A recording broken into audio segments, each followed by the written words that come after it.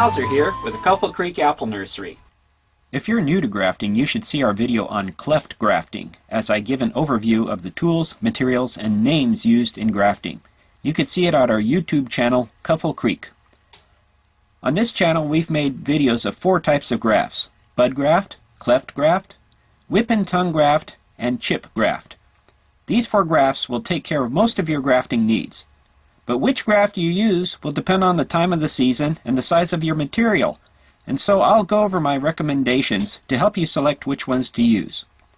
A bud graft is used when both the rootstock and the scion wood is actively growing, usually later in the season when the buds on the scion wood, or budwood as we call it then, are mature. It must be done during the growing season because the sap has to be flowing for the bark to slip and peel back easily. If you try to do this graft while the rootstock is dormant, it just tears and makes a mess. This type of graft most large commercial nurseries use to make new trees. It works best when your rootstock is not much larger than 15 to 20 millimeters. A cleft graft is usually used when both the rootstock and scion wood are dormant, or when the scion is dormant and rootstock is just starting to push buds to swell. It works best when the scion is smaller than the rootstock. I have done it when the scion and rootstock are green and actively growing, but you must wrap the scion well with parafilm or wax so that it doesn't dry out, and keep it shaded from the hot sun. In a tropical climate, this graft can be used for rootstocks up to 4 centimeters in diameter. Any bigger than that, the rootstock just seems to lose vigor and just dies back.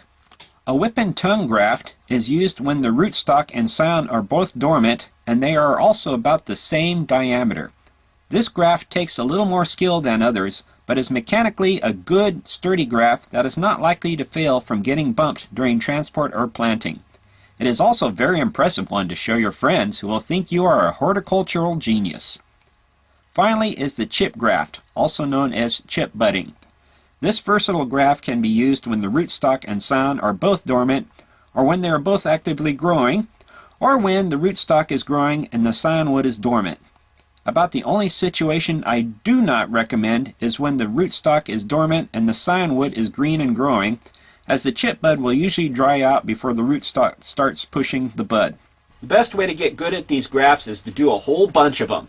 You could practice on just about any woody tree or ornamental plant until you get good at it and are comfortable for when you actually do your apples.